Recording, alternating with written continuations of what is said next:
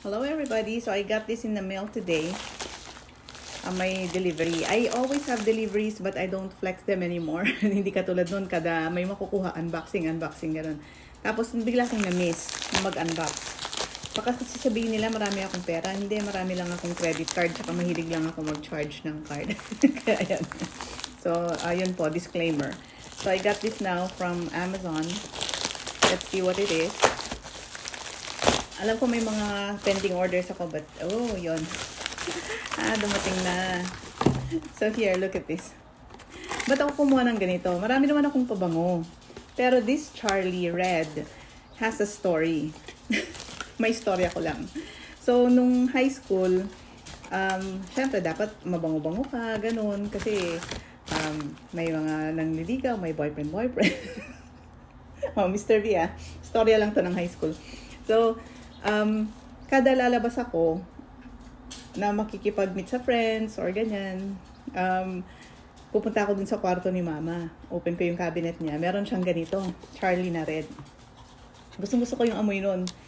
Bawal naman magpabango-pabango nun, tsaka wala naman ako pambili ng sariling pabango or kahit na frenzy lang. Yung may friends ako na may frenzy kasi may pambili sila. Ako wala talaga.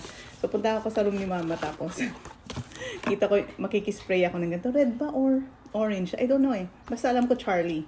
Kaya hindi ko talaga makakalimutan to. Bango. So, magsispray ako. Tapos labas na ako. Di, ang bango-bango ko.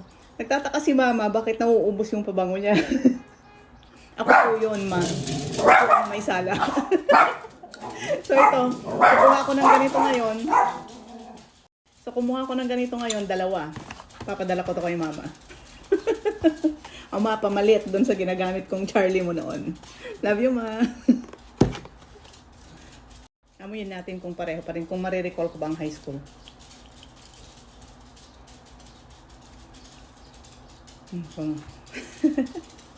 So, yun ang istorya ni Charlie ng Revlon. Padala yata ng sister niya noon to eh. Yung sa kay mama. Kasi syempre, kami naman noon wala kaming pambili. Ay, naalala ko lang ang istorya. Istorya. What about my sisters? Meron ba sa inyo ang nakikispray din nun o ako lang talaga? Aminin.